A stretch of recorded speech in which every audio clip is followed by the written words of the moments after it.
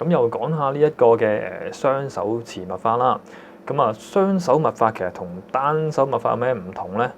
其實各有所長，係啦。單手密法就可以逐個密去檢查啦，而雙手密法咧就係都幾講究，就左右兩隻手嗰個靈敏度最好要協調一致。咁而一齊做有咩好處咧？咁一齊做咧，其實有個好處就係做於比較。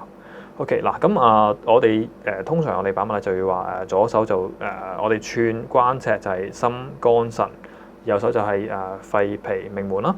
咁而一齊做嘅時候咧，其實可以同一時間咧可以睇到五臟係啦嘅唔同嘅變化嘅。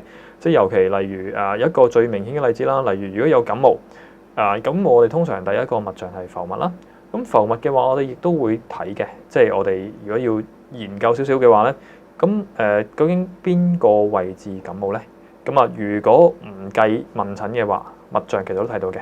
嗱，如果我哋一把落去，發覺係個肺嗰個位，即係例如呢個寸位啦，我哋要上焦啦，跳得比較勁啲嘅時候咧，咁亦都可以講話其實佢係一個比較正常少少嘅一個感冒啦。咁可能用如果係本身用開傷寒方，可能用桂枝湯嗰類方法處理嘅。咁但係如果發覺今次好特別喎，佢跳動咧唔係喺個寸脈喺個關脈嗰度嘅，咁呢個亦都唔少見㗎，因為有好多人其實係腸胃嗰個處理得唔好而出事。咁我哋亦都要酌量，可能要喺個方劑裡面加翻啲藿香啊、防風之餘此類嘅方法去處理嘅。咁啊，同樣道理，其實通常如果佢有啲奇怪嘅問題嘅時候，藉住呢個比較，其實會比較容易發現到問題嘅。咁啊，希望幫到大家。